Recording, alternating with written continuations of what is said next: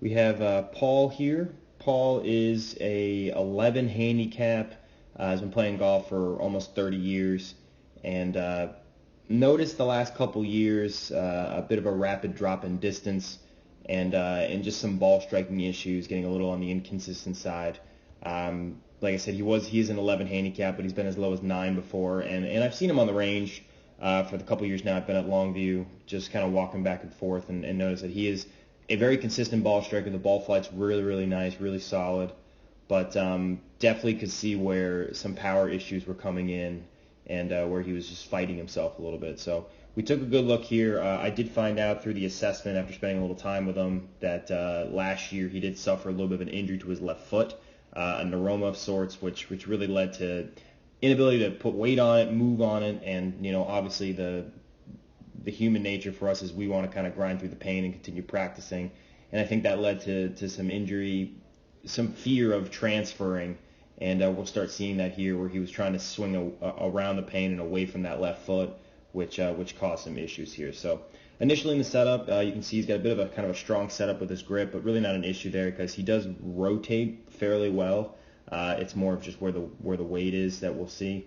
So no real issues there with the grip unless he was seeing some real consistent issues with ball flight, which wasn't necessarily an issue. That was more of an effect of his positions that was leading to the occasional pull and push, but no hooks and slices and things like that that were too dramatic. So no real need to change the grip because he's got such good face control. Posture is really good. Nice lines here. Big fan of this.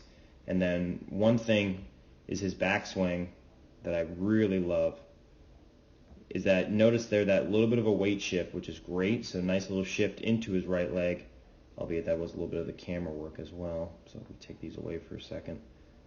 At the top there, you can see there's that little bit of a slide, a little bit of a motion into his right leg, which is nice. And it's hard to see because he's wearing all black, but he actually does pivot pretty darn well here, and does get his weight behind him, and does get his left hip a little bit deeper. His left hip, even though you probably can't see it, is right about here. And it starts, you can see just on the inside there. So he does get a good job of really rotating and getting behind the golf ball. So no issues there. That's where you can really see he had some serious ability to hit some solid golf shots. Where the breakdown was, and right here too, briefly, we did talk about getting just a little bit longer. We can see where that left shoulder is here. I like to strive for students to feel that left shoulder, trying to point more in this direction. And then that's just that feel versus real battle where it'll generally end up probably more in this line right here. So just where you think it is and where it is ends up being two very different things. So that was really the only thing, because I would just get that club a little bit longer, a little bit of a better position. But, this is, this position right here is the 3/4 spot that you see most tour professionals in. So a really good, solid position here. The issue was on the downswing. Okay, so as we start going into the golf ball, you can see there is nothing moving in front of the golf ball, and if anything, it really just stays put, and there we are at impact. So again, we'll start at the top. We'll go, there's the head position right there, and then there's, oh, that's bad line straight again. And kind of there's left hip, and there's slight movement there, but there's the bottoming out point. And you can see the head actually moved more backwards, and the hip just turned rather than any sort of weight shift. So all of his weight is really right about here. Okay, and we would like it to be up in here, right? So, naturally, as we start transferring into the golf ball, there has to be some weight motion through.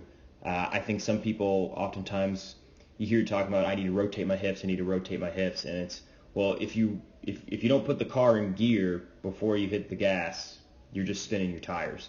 And so there has to be that kind of, not necessarily a bump, but there has to be a shift, an actual positioning motion into that left leg, or into your lead leg if you're a left-handed golfer, and begin that transition. And that's kind of where he was lacking right here. So, and you can kind of see the bottoming out point of the club, boom, right there. Hands are very vertical. Club face is pointing up, so created a lot of excess loft. He was not de-lofting the club at 8 to 10 degrees, like something that we would strive for in the average ball strike. So this was really the biggest issue, was just lack of transfer.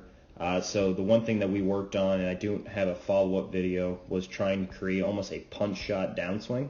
So normal backswing, but then really aggressively talk about a punch shot on the downswing. I asked him what that feels like to him, and he said, hands going forward, really driving into the front leg a little bit. I said, perfect, let's try to feel that a little bit.